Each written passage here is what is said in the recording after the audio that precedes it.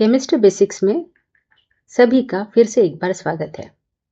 इस वीडियो में और आने वाले कुछ वीडियो में हम लोग पढ़ने वाले हैं इलेक्ट्रॉनिक कॉन्फ़िगरेशन डिफरेंट ऑर्बिटल्स में किस तरह से लिखा जाता है।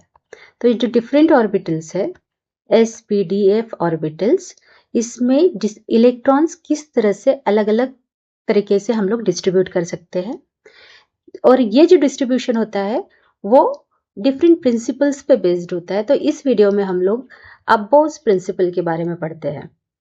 अकॉर्डिंग टू दिस प्रिंसिपल हमें पता है कि जो एटम होता है उसके सेंटर में न्यूक्लियस होता है और इलेक्ट्रॉन्स अलग अलग शेल में अलग अलग ऑर्बिटल में न्यूक्लियस के अराउंड घूमते रहते हैं। तो ये जो अलग अलग ऑर्बिट्स है जिसे हम एनर्जी लेवल्स भी बोलते हैं, ये एनर्जी लेवल्स वापस से सब एनर्जी लेवल्स में डिवाइड होते हैं। जैसे कि ये जो पहला एनर्जी लेवल है उसी में सिर्फ एक ही सब एनर्जी लेवल रहता है S, जिसे हम 1s कहते हैं। जो दूसरा एनर्जी लेवल है उसमें दो सब एनर्जी लेवल्स रहते हैं, एक है S और दूसरा है P। जो तीसरा एनर्जी लेवल है उसमें तीन सब एनर्जी लेवल्स होते हैं, S, P और D। क्योंकि ये तीसरा एनर्जी लेवल है तो उसे हम लोग 3S, 3P और 3D भी कहते हैं। वैसे ही चौथे एनर्जी लेवल में चार सब एनर्जी लेवल्स रहते हैं, S, P, D और F। तो चौथे एनर्जी लेवल है इसलिए हम उसे 4S, 4P, 4D और 4F कहेंगे। वैसे ही फिफ्थ में 5S, 5P, 5D, 5O, F, या फिर सिक्स्थ में 6S, 6P, 6D या 6F होता है। ये जो अलग अलग सब एनर्जी लेवल्स है या एनर्जी लेवल्स है उनकी एनर्जी एक रेगुलर ट्रेंड में बढ़ती जाती है। जैसे कि ये न्यूक्लियस की सबसे पहला जो एनर्जी लेवल है उसकी एनर्जी सबसे कम रहेगी। तो ये सब एनर्जी लेवल में हम लोग देखते हैं कि एनर्जी किस तरह से इंक्रीज होती है। सबसे कम एनर्जी जो रहेगी वो रहेगी 1s सब एनर्जी लेवल की। उसके बाद आता है 2s, उसके बाद आएगा 2p और उसके बाद 3s, फिर आता है 3P और फिर 4S। 4S के बाद आएगा 3D, 4P और फिर 5S। 5S के बाद एनर्जी रहेगी 4D की, फिर रहेगी 5P की और रहेगी 6S की।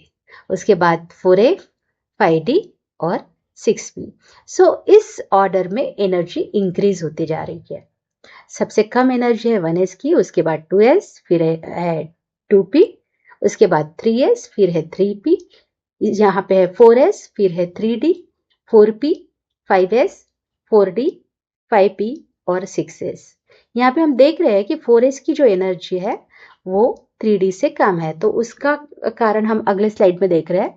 तो यहाँ पे जो इलेक्ट्रॉन डिस्ट्रीब्यूशन के लिए प्रिंसिपल देख रहे हैं, यहाँ पे आता है अबोव्स प्रिंसिपल। ये प्रिंसिपल क्या कहता है कि जब भी ग्राउंड स्टेट में हम अलग अलग ऑर्बिटल्स में इलेक्ट्रॉन फील करते हैं तो हमेशा हमें इंक्रीजिंग ऑर्डर में ही इसको फील करना है।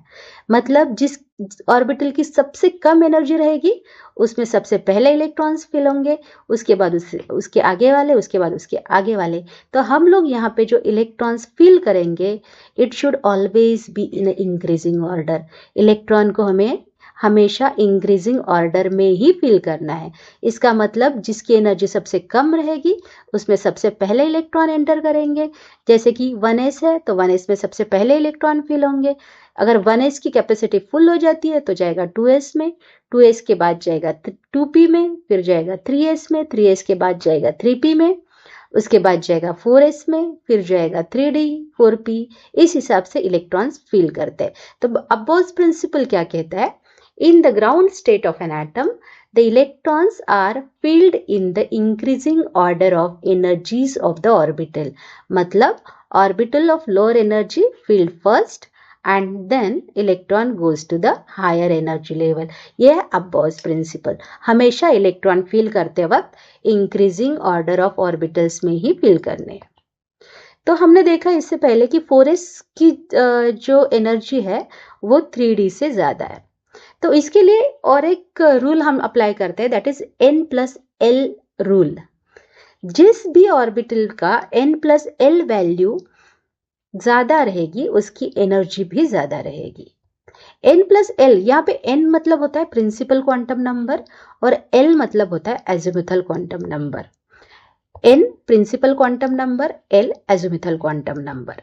यहाँ पे देखना अब 4s है, 4s मतलब fourth energy level, so n that is principal quantum number which represents energy level, उसकी वैल्यू रहेगी 4। और जो l की वैल्यू है, हम डिफरेंट ऑर्बिटल्स के लिए l की वैल्यू अलग अलग होती है। जैसे कि s ऑर्बिटल है तो l की वैल्यू 0 रहेगी, p ऑर्बिटल है तो उसके लिए रहेगी 1, d के लिए रहेगी 2 और f के लिए रहेगी 3। तो क्योंकि यहाँ पे n प्लस एल की वैल्यू देख रहे हैं हम, n अपना 4 है और s की वैल्यू जो रहेगी l की वैल्यू वो 0 है, सो 4 प्लस 0 आएगा 4।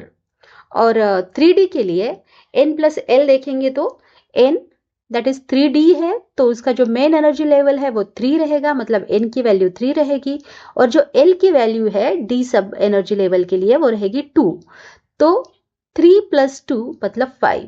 और 4 is always less than 5, so 4s जो ऑर्बिटल है उसकी एनर्जी 3D से कम होती है, तो पहले 4s आएगा फिर 3D आएगा। यहाँ पे 4s की एनर्जी 3D से कम है। वैसे ही आगे वाले कुछ ऑर्बिटल्स भी है जिसमें n प्लस एल का रूल अप्लाई होगा। यहाँ पे जो ऑर्बिटल्स है, हर ऑर्बिटल में हम लोग जो इलेक्ट्रॉन फील करते हैं वहां पे एक ऑर्बिटल में मैक्सिमम 2 ही इलेक्ट्रॉन फील होंगे, ज्यादा से ज्यादा 2 इलेक्ट्रॉन। और जो दूसरा इलेक्ट्रॉन फील होगा वो अपोजिट स्पिन का होगा। जैसे कि इलेक्ट्रॉन न्यूक्लियस के अराउंड घूमते हैं तो इलेक्ट्रॉन क्लॉकवाइज भी घूम सकते हैं, एंटी क्लॉकवाइज भी घूम सकते हैं। इलेक्ट्रॉन क्लॉकवाइज मतलब सीधा पकड़ेंगे हम लोग, या फिर एंटी क्लॉकवाइज मतलब उल्टी डायरेक्शन में भी घूम सकते हैं। तो एक ऑर्बिटल में जब आप इलेक्ट्रॉन लिखते हो तो एक क्लॉकवाइज होगा और दूसरे का जो स्पिनिंग होगा वो एंटी क्लॉकवाइज होगा। और ज्यादा से ज्यादा 2 ही इलेक्ट्रॉन एक ऑर्बिटल में समा सकते हैं, उससे ज्यादा नहीं हो सकते। और उससे ज्यादा अगर आपके पास इलेक्ट्रॉन है वो डिस्ट्रीब्यूट करने हैं तो वो आगे वाले ऑर्बिटल्स में आपको फिल करने पड़ेंगे, क्योंकि एक ऑर्बिटल में maximum capacity of electron, the maximum number of electron in an orbital is 2 and these 2 have always opposite spin. तो फिर जो अलग अलग सब एनर्जी लेवल्स है जैसे S, P, D, F हो गया, तो S का जो एनर्जी लेवल है उसमें सिर्फ एक ही ऑर्बिटल है जिसमें 2 इलेक्ट्रॉन्स आते हैं, क्योंकि उसके पास एक ही ऑर्बिटल है। तो S की जो मैक्सिमम कैपेसिटी है वो 2 इलेक्ट्रॉन्स की है। P का जो सब एनर्जी लेवल है उसके पास 3 ऑर्बिटल्स है, तो 3 ऑर्बिटल्स हर एक के पास 2-2 इलेक्ट्रॉन्स। इसका मतलब यहाँ पे 2 + 2 + 2 मतलब 6 इलेक्ट्रॉन्स। सो P ऑर्बिटल की मैक्सिमम कैपेसिटी जो होगी वो 6 इलेक्ट्रॉन्स की होगी। वैसे D जो ऑर्बिटल्स है या D सब एनर्जी लेवल्स है उसमें 5 ऑर्बिटल्स आते हैं। 5 ऑर्बिटल्स हर एक में 2-2 इलेक्ट्रॉन्स, मतलब 2 + 2 + 2 + 2 + 2, सो टोटल 10 हो गए। तो D ऑर्बिटल्स की जो D सब एनर्जी लेवल है उसकी मैक्सिमम कैपेसिटी 10 इलेक्ट्रॉन्स की होगी।